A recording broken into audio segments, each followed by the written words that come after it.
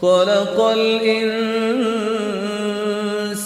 علمه البيان.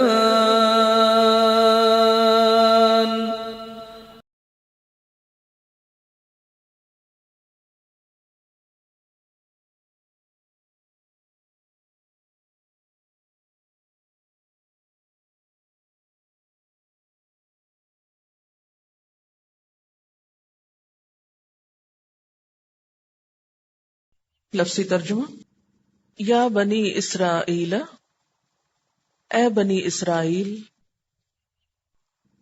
اذکروا، یاد کرو،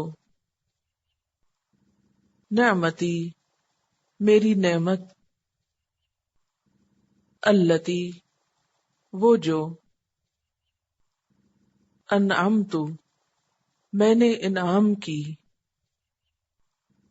علیکم، تم پر، وانی، اور بے شک میں نے، فضلتکم، فضیلت دی میں نے تم کو، علی العالمین، اوپر جہان والوں کے،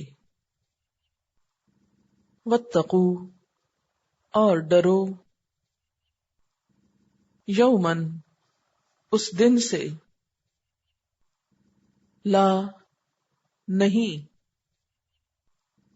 تجزی، بدلہ دے گا، فائدہ دے گا، کام آئے گا، نفسن، کوئی شخص، ان نفسن، کسی شخص کی طرف سے، شیئن، کچھ بھی، ولا، اور نہ، یقبلو، قبول کیا جائے گا، منہا، اس سے، عدل، کوئی بدلہ، فدیہ، ولا، اور نہ، تنفعہا، نفع دے گی اس کو، شفاعتن، کوئی سفارش، ولا ہم، اور نہ وہ، ینصرون، مدد دیے جائیں گے، اور اذ، جب، ابتلا، آزمائش کی، ابراہیم، ابراہیم علیہ السلام کی، ربہ، اس کے رب نے، بکلمات، ساتھ چند کلمات کے،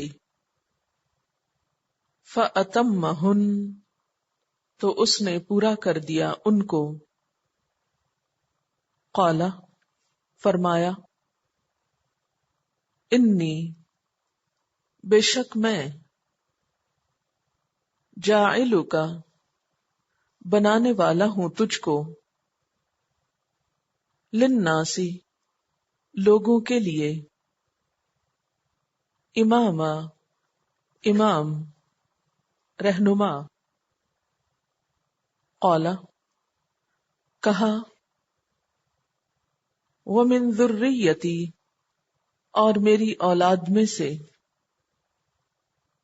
قال، فرمایا، لا ینال، نہ پہنچے گا، نہ پائے گا،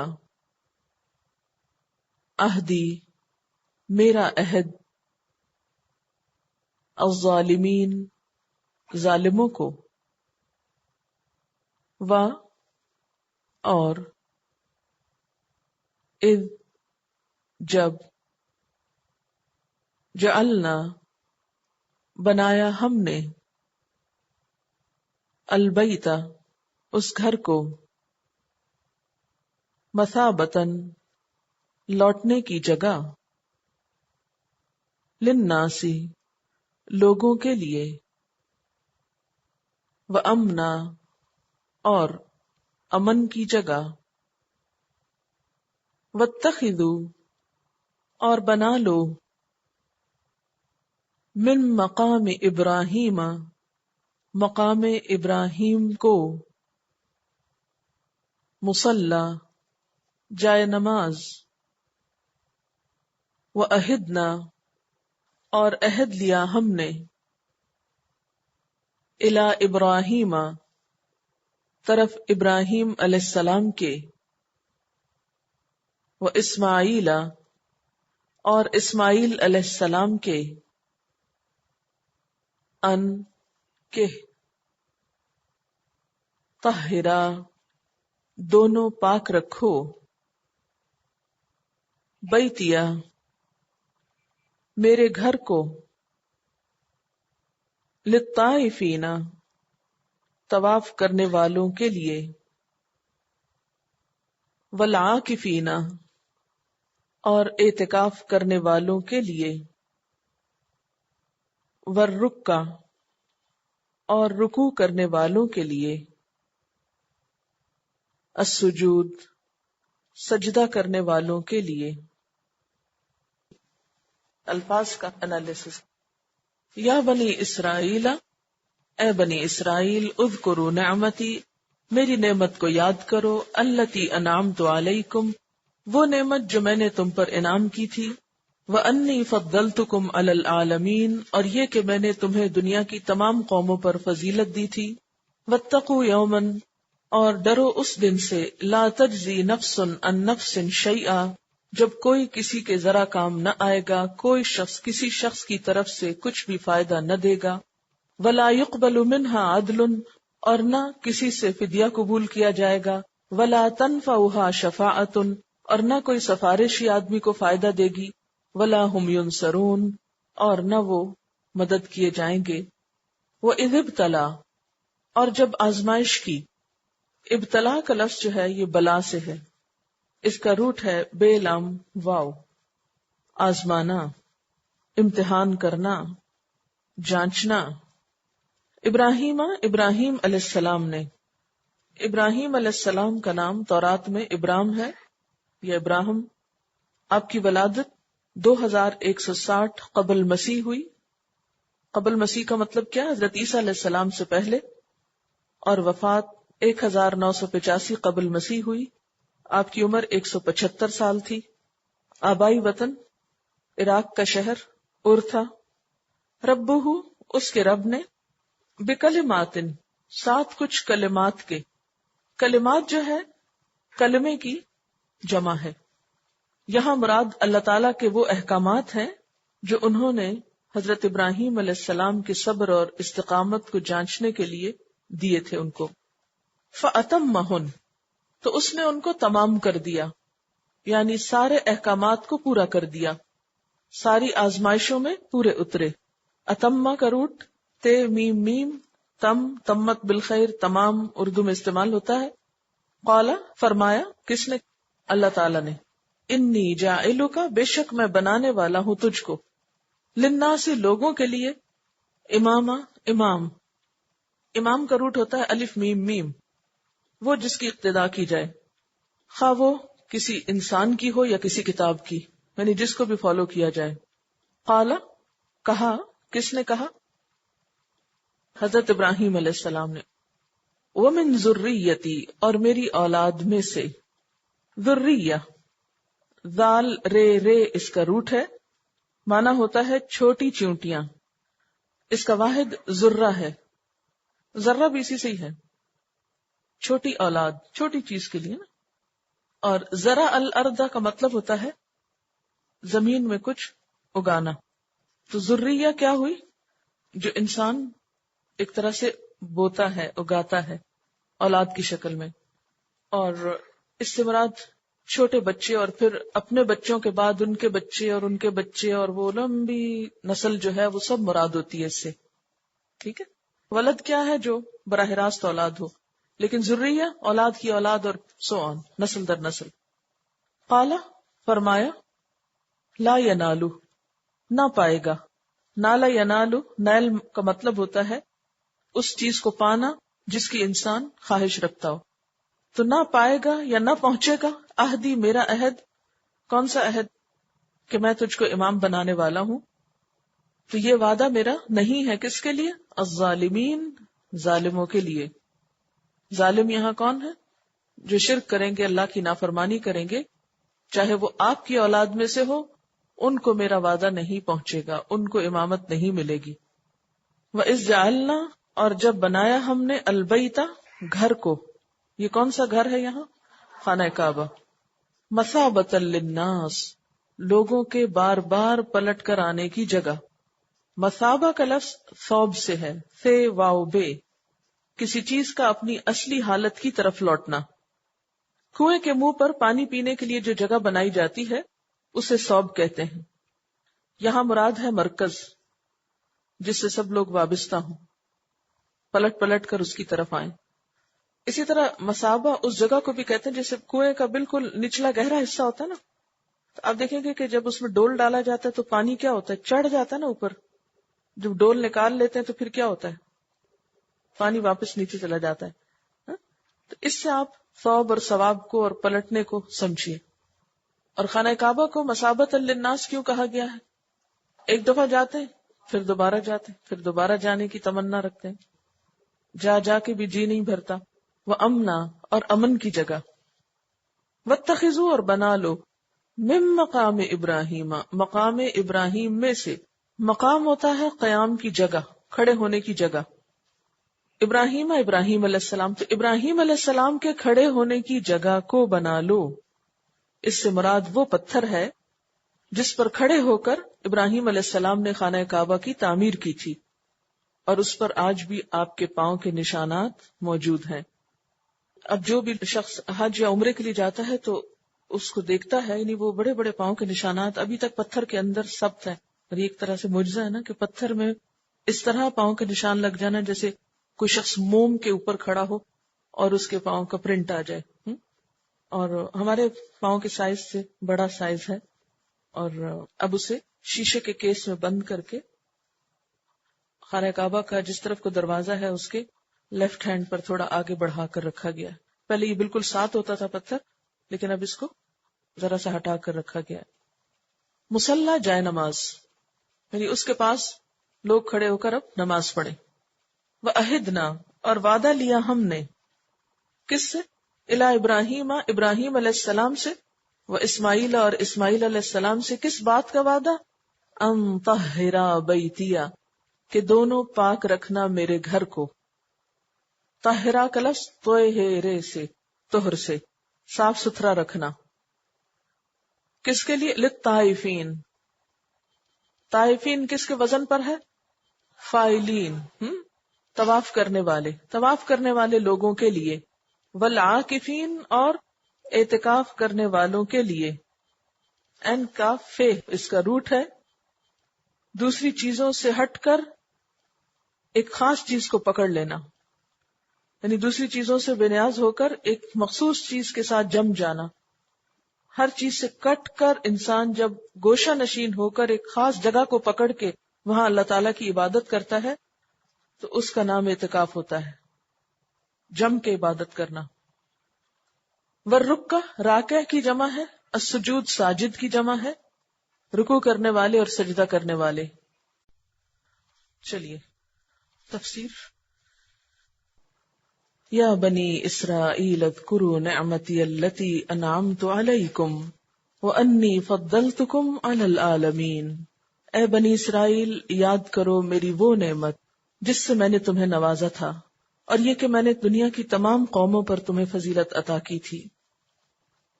یہ مضمون پیچھے بھی گزر چکا ہے جب ابتدا میں بنی اسرائیل کو خطاب کیا گیا تھا، اور پھر مسلسل 10 رکوعات میں بنی اسرائیل سے خطاب رہا اور ان کو سمجھایا گیا، اور اس سمجھانے کے بعد آخر میں ایک بار پھر ان کو دوبارہ ان کا نام لے کر مزید تاکید کی جا رہی ہے کہ میری نعمت کو یاد کرو. کسی بھی انسان کی اصلاح یا کسی بھی قوم کی اصلاح اسی وقت ہو سکتی ہے جب وہ اپنے اوپر اللہ تعالیٰ کے انعامات اور احسانات کو یاد کرے. پھر دلوں میں جذبہ شکر پیدا ہوتا ہے، اور پھر اللہ تعالیٰ کی طرف رجوع کی کیفیت پیدا ہوتی ہے. پھر اس کی بات ماننے کو دل چاہتا ہے، پھر اس کے آگے انسان جھک جاتا ہے. اور اصلاح کے لیے دوسرا نقطہ واتقوا یوما لا تجزی نفس عن نفس شیئا، آخرت کا فکر، اس دن سے ڈرو، اس دن کی سختیوں اور مصیبتوں سے بچنے کی فکر کرو جس دن کوئی شخص کسی کے کچھ کام نہ آئے گا، ولا يقبل منها عدل، نہ کسی سے کوئی فدیہ قبول کیا جائے گا، ولا تنفعها شفاعۃ، نہ کوئی سفارش فائدہ دے گی، ولا هم ينصرون، نہ کہیں سے مدد آئے گی۔ تو گویا انسان کی اصلاح کے لیے دو بنیادی نکات ہیں، نمبر 1 اللہ کی نعمتوں کو یاد کرنا، اور نمبر 2 آخرت کی فکر کرنا۔ اسی لیے من آمن باللہ والیوم الآخر کی بات آتی ہے بار بار کہ اللہ پر ایمان، اس کی معرفت، اس کی عظمت اور اس کی نعمتوں کا احساس دل میں ہونا، اور دوسری طرف اپنے انجام کی فکر کرنا۔ تو یہاں پھر ان کو بہترین طریقے سے سمجھایا جا رہا ہے۔ ان کے اندر خرابی کیا پیدا ہو چکی تھی کہ یہ اللہ تعالیٰ کی نعمتوں کی قدر نہیں کرتے تھے۔ دوسری خرابی یہ تھی کہ یہ خود پسندی اور تکبر میں مبتلا ہو چکے تھے۔ اللہ کی نعمتوں کا شکر ادا کرنے کی بجائے انہوں نے اللہ تعالیٰ کی نعمتوں اور انعامات کو ایک دوسرے مطلب میں لیا کہ ہم چونکہ بہت چوزن پیپل ہیں، بہت لاڈلے ہیں اللہ کے، اس لیے وہ ہم پر انعامات کی بارش کرتا چلا جا رہا ہے، اس لیے ہمیں کچھ کرنے کی ضرورت نہیں۔ انہیں جو فضیلت دی گئی اس سے انہوں نے غلط مطلب لیا اور اپنے عمل میں اصلاح کی بجائے بگاڑ کا راستہ اختیار کیا۔ ان کے بگاڑ کی ایک بہت بڑی وجہ یہ تھی کہ ان کے اندر عقیدہ آخرت کے بارے میں بہت غلط فہمیاں پیدا ہو چکی تھی۔ وہ سمجھتے تھے چونکہ ہم بڑوں کی اولاد ہیں، پیغمبروں کی اولاد ہیں، ہم میں ہزاروں نبی بھیجے گئے، لہٰذا قیامت کے دن بھی وہ ہمیں چھڑا لیں گے، وہ بچا لیں گے۔ تو بتایا گیا نہیں، کوئی بھی نہیں چھڑا سکتا، کوئی کام نہیں آ سکتا، ان کی سفارش تمہیں فائدہ نہ دے گی اور کہیں سے بھی تمہیں کوئی مدد نہ ملے گی۔ پھر اسی طرح ان کو سمجھانے کے بعد اللہ تعالیٰ نے حضرت ابراہیم علیہ السلام کا ذکر کیا، اور انہیں یہ احساس دلانا بھی مقصود تھا کہ دیکھو تمہارے بگاڑ کی وجہ سے تم سے امامت لی جا رہی ہے، اور ابراہیم علیہ السلام کی اطاعت کی وجہ سے انہیں دنیا بھر کا امام بنایا گیا تھا۔ اللہ تعالی کے سامنے ایک شخص بہت بڑی قیمت رکھتا ہے، بہت قیمتی ہے، جس کے اندر اطاعت ہو، فرما برداری ہو، عاجزی ہو، اور ایک پوری قوم اور ایک پوری امت اگر تکبر کا شکار ہے، عمل سے دور ہے، تو اس کی کوئی قدر و قیمت نہیں۔ یعنی ایک پوری امت کو معزول کیا جا رہا ہے منصب فضیلت سے، ان کے عمل کی خرابی کی وجہ سے۔ لیکن جس کی وہ اولاد تھے یعنی حضرت ابراہیم علیہ السلام، انہیں یہ امامت کس وجہ سے ملی، ان کی بڑائی کس وجہ سے ہوئی کہ انہوں نے اپنے رب کی ہر بات مانی۔ تو فرمایا وَإِذِ ابْتَلَىٰ إِبْرَاهِيمَ رَبُّهُ بِكَلِمَاتٍ، جب آزمائش کی ابراہیم علیہ السلام کی اس کے رب نے ساتھ چند کلمات کے، چند باتوں کے۔ یہ باتیں کیا تھیں؟ ایک تو اس سے مراد وہ آزمائشیں ہیں جو ان پر زندگی میں وقتاً فوقتاً آئیں، کیونکہ آزمائش کی بات آ رہی ہے نا۔ وہ کیا تھی؟ سب سے پہلی بات تو یہ کہ وہ ایک ایسے ماحول میں پیدا ہوئے تھے جہاں ہر طرف بت پرستی اور شرک کا اندھیرا تھا۔ اللہ تعالیٰ نے جو بصیرت انہیں عطا کی تھی اس سے کام لے کر جب انہوں نے اس ماحول سے بغاوت کی اور ان بتوں کی پرستش سے انکار کیا جنہیں ساری قوم پوج رہی تھی، تو یہ چیز ایک بالکل نئی تھی اور کسی کے لیے بھی قابل قبول نہ تھی۔ اس پر ساری قوم تو بطور عام آپ کی مخالف ہوئی، لیکن آپ کے گھر والے بھی، اور خاص طور پر آپ کے والد آپ کے خلاف ہو گئے، اور انہوں نے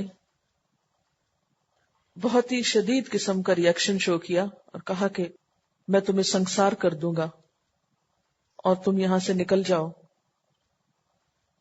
پھر اس کے بعد جب انہوں نے اپنی قوم کے پوجے جانے والے بت توڑے تو انہیں آگ میں پھینکا گیا. کہا جاتا ہے کہ جب وہ آگ میں پھینکے جا رہے تھے تو لکڑیاں چن کر لانے والوں میں خود ان کا باپ بھی شامل تھا. آپ سوچیے کہ کسی بھی شخص کے لیے کتنی بڑی آزمائش ہو سکتی ہے کہ ماں باپ جن سے انسان ہمیشہ محبت کی، پیار کی، شفقت کی اور پروٹیکشن کی توقع رکھتا ہے، وہ دشمنوں کے ساتھ مل کر اتنی بڑی سزا دینے کے لیے تیار ہو جائیں. عموماً ایسا ہوتا ہے نا کہ جب ساری دنیا مخالفت کرتی تو ماں باپ پروٹیکشن دیتے، تو یہاں حال کیا ہے کہ ماں باپ کی پروٹیکشن سے بھی محروم ہو گئے. بہت بڑی آزمائش تھی، یعنی ایک جذباتی آزمائش بھی تھی. لیکن اس کے باوجود انہوں نے اپنے اصول کو نہیں چھوڑا کہ والدین ناراض ہوتے ہیں اس لیے چلو اب تو مان جاؤ اور بتوں کو خدا مان لو، تو نہیں. پھر اسی طرح انہیں اپنی قوم چھوڑنی پڑی، اپنا علاقہ چھوڑنا پڑا، گھر چھوڑنا پڑا، اور یہ سب چیزیں انہوں نے بخوشی برداشت کی. پھر انہیں شام کے علاقے سے مکہ کی طرف آنے کا حکم ہوا. اپنے بیٹے اسماعیل علیہ السلام اور اپنی بیوی ہاجرہ کے ساتھ مکہ کی بے آب و گیاہ وادی میں آئے. حکم ہوا کہ ان کو چھوڑ کر واپس چلے جاؤ.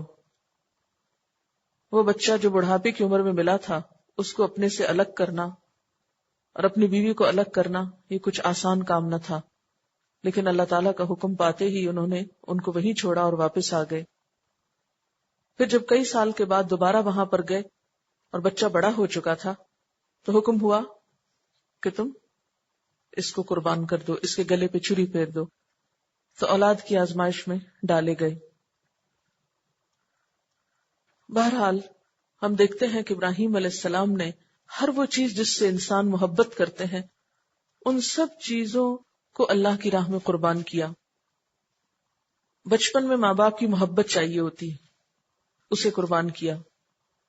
جوانی میں اپنی ذات سے بڑی محبت ہو جاتی تو آگ میں پھینکے جانے کو گوارا کیا، اپنے آپ قربان کیا.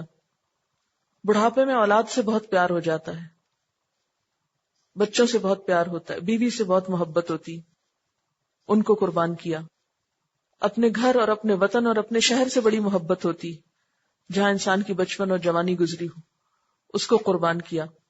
تو گویا آزمائش کے جتنے بھی موقع آئے ان سب میں آپ پورے اترے. دوسرا مطلب کلمات کا یہ لیا جاتا ہے کہ وہ احکامات جو آپ کو اللہ تعالی کی اطاعت کرنے کے لیے دیے گئے، یعنی قوانین شریعت جو آپ کو دیے گئے، ان سب کو بھی آپ نے پورا کیا. اس کے بارے میں کچھ روایات میں یہ آتا ہے کہ وہ احکامات جو 10 صحیفوں کے ذریعے صحف ابراہیم کا ذکر آتا ہے نا قرآن پاک میں، تو ان صحیفوں کے ذریعے جو آپ پر نازل ہوئے تھے وہ یوں تھے: توحید، نماز، زکوٰۃ، نیکی کا حکم دینا، برائی سے روکنا، طہارت کرنا، مونچھوں کا کتروانا، کلی کرنا، ناک میں پانی ڈالنا، مسواک کرنا، مانگ نکالنا، ناخن کاٹنا، استرے سے جسم کے بالوں کی صفائی کرنا، داڑھی کا بڑھانا، ختنہ کرنا، جمعے کے دن غسل کرنا، طواف کرنا، صفا مروہ کے درمیان سعی کرنا، رمی جمار کرنا، طواف کرنا، بارگاہ الہی میں توبہ کرنا، لغو باتوں سے منہ پھیرنا، شرمگاہ کی حفاظت کرنا، امانت ادا کرنا، وعدہ وفا کرنا، قیامت کو سچا جاننا، عذابوں سے ڈرنا، سچی گواہی دینا، عاجزی کرنا، خیرات کرنا، روزہ رکھنا، کثرت سے ذکر الہی کرنا. تو یہ سارے کے سارے احکامات حضرت ابراہیم علیہ السلام نے بہت خوشی کے ساتھ برضا اور رغبت ادا کیے. تو اللہ تعالیٰ نے ان کے اس عمل کو قبول فرمایا. فَأَتَمَّهُنَّ، انہوں نے ان کو تمام کر دیا، کوئی ایک بات بھی نہیں چھوڑی. ہمارا حال تو یہ ہے نا کہ کچھ باتیں مان لیتے ہیں، کچھ چھوڑ دیتے ہیں. جو دل چاہتا ہے مان لیتے ہیں، جو دل نہیں چاہتا وہ چھوڑ دیتے ہیں. لیکن ابراہیم علیہ السلام نے اتمہن، سب کی سب پوری کی، جیسے حکم ملا تھا ویسے ہی کیا. تو گویا کلمات سے دو چیزیں مراد، ایک تو آزمائشیں اور دوسرے احکامات. قال، فرمایا، کس نے؟ اللہ تعالیٰ نے. انی جاعلک للناس اماما، بے شک میں تجھے سارے لوگوں کا امام بنانے والا. اور اس وقت ہم دیکھتے ہیں کہ دنیا میں الہامی مذاہب کے جتنے بھی ماننے والے ہیں، خواہ یہودی ہوں، عیسائی ہوں یا مسلمان ہوں، وہ سارے کے سارے ابراہیم علیہ السلام پر متفق ہیں. تو یہاں امامت کا مطلب یہی ہے کہ سب ان کو ایک محترم اور بڑی شخصیت مانتے ہیں. قال، اس موقع پر حضرت ابراہیم علیہ السلام کہتے ہیں، وَمِن ذُرِّيَّتِي، اور میرے بچے. یہ انسان کی ایک فطری کمزوری ہوتے ہیں نا بچے اس کے، کہ جب انسان کو خود کوئی خیر ملتی ہے تو فوراً اپنے بچوں کے بارے میں سوچتا ہے کہ میرے بچوں کا کیا ہوگا. ماں باپ کے اندر بچوں کی محبت ایک فطری محبت ہوتی. اور آپ دیکھیں کہ جو ماں باپ جس چیز کو اہمیت دیتے ہوں وہ اپنے بچوں کے لیے بھی اسی چیز کو اہمیت دیتے ہیں. مثلاً کچھ ماں باپ کے دل میں دنیا کی محبت ہوتی ہے تو وہ اپنے بچوں کی دنیا بنانے کے لیے بہت فکر مند ہوتے ہیں. کچھ ماں باپ کے دل میں آخرت کی بہت فکر ہوتی ہے تو وہ اپنے بچوں کی آخرت کے بارے میں بہت فکر مند ہوتے ہیں. جنہیں دنیا میں خود نیکیوں میں آگے بڑھ جانے کا شوق ہوتا ہے انہیں اپنی اولاد کے لیے بھی یہی شوق لاحق ہوتا ہے کہ وہ نیکیوں میں آگے بڑھیں. اور پھر حکم بھی کیا ہے کہ پہلے اپنے لیے انسان دعا مانگے، پھر بچوں کے لیے، والدین کے لیے، قریبی رشتہ داروں کے لیے، پھر سب کے لیے.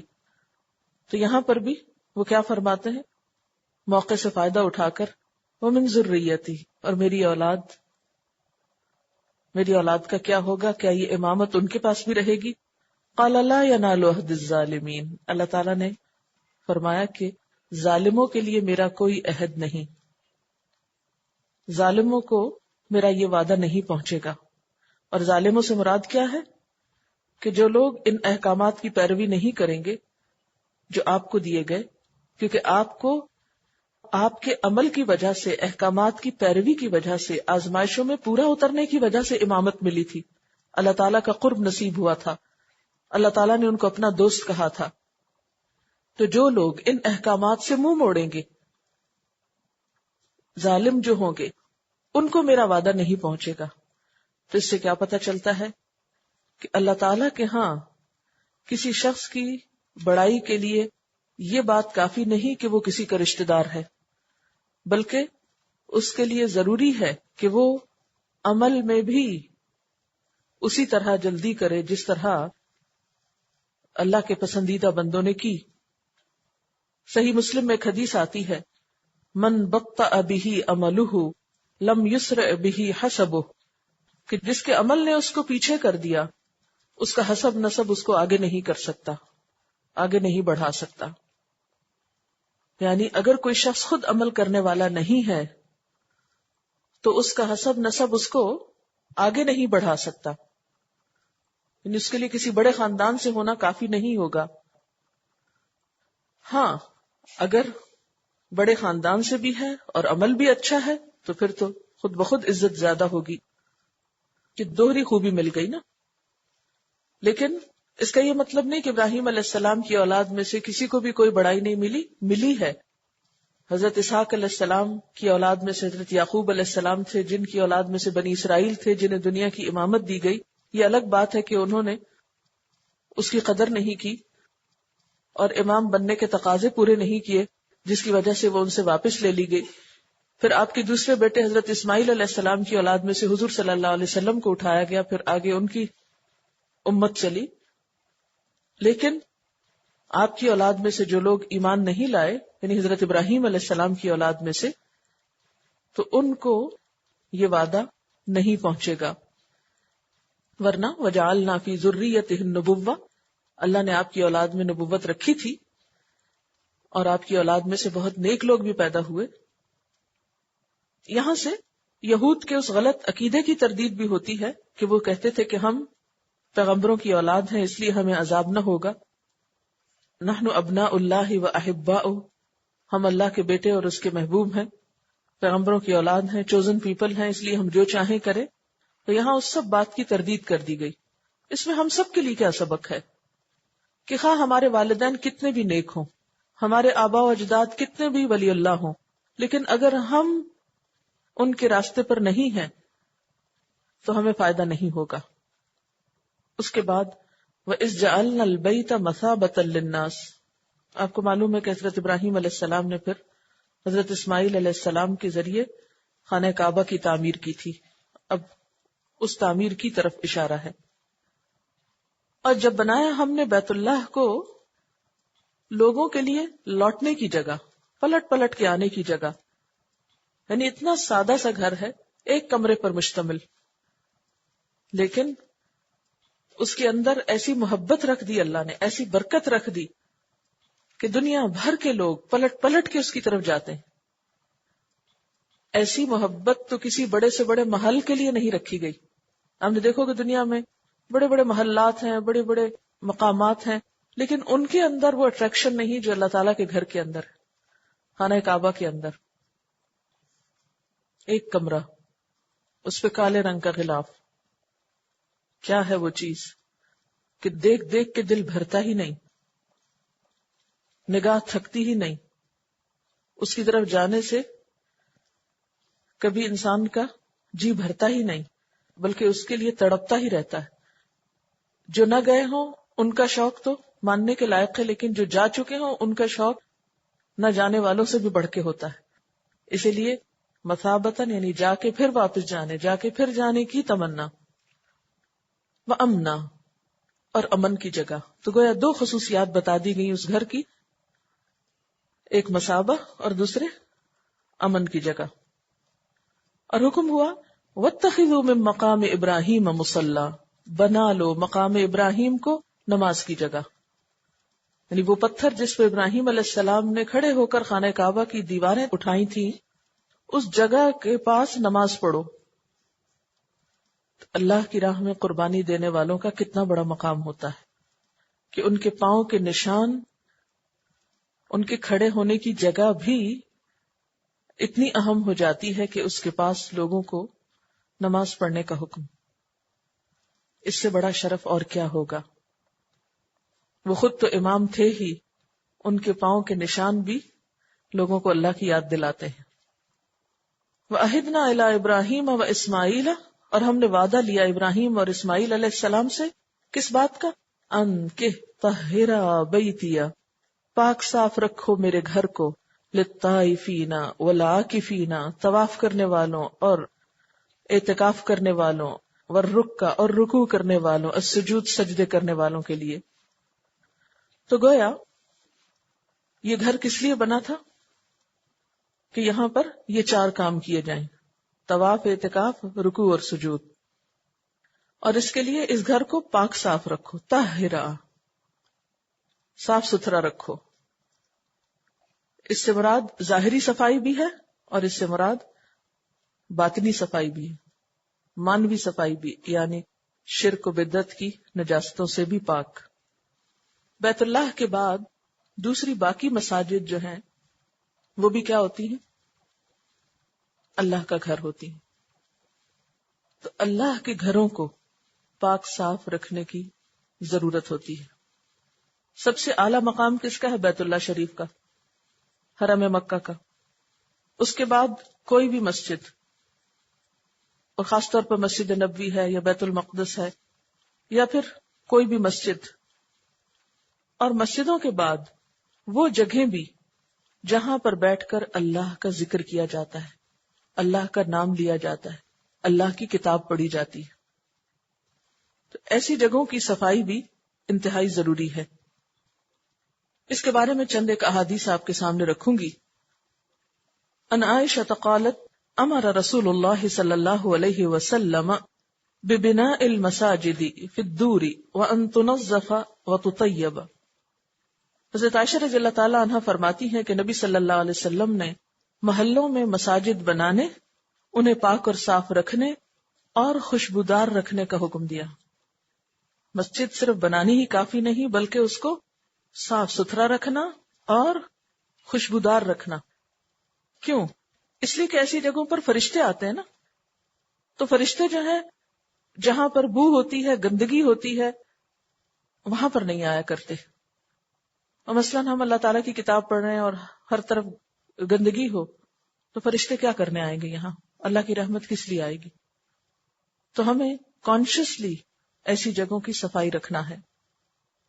پھر حضرت جابر رضی اللہ تعالیٰ عنہ سے روایت ہے کہ نبی صلی اللہ علیہ وسلم نے فرمایا، جو شخص لہسن یا پیاز کھائے وہ ہم سے الگ رہے، یا فرمایا وہ ہماری مسجد میں نہ آئے اور اپنے گھر میں ہی بیٹھے، کھاتا پیتا رہے. پھر اسی طرح حضرت عائشہ رضی اللہ تعالیٰ عنہا سے روایت ہے کہ نبی صلی اللہ علیہ وسلم نے مسجد میں قبلے کی دیوار پر تھوک یا بلغم دیکھا تو اسے خود کھرچ دیا، یعنی اسے صاف کر دیا خود. اللہ کے رسول صلی اللہ علیہ وسلم کا اپنا کتنا بڑا مقام ہے، لیکن خود اپنے ہاتھ سے صفائی کی.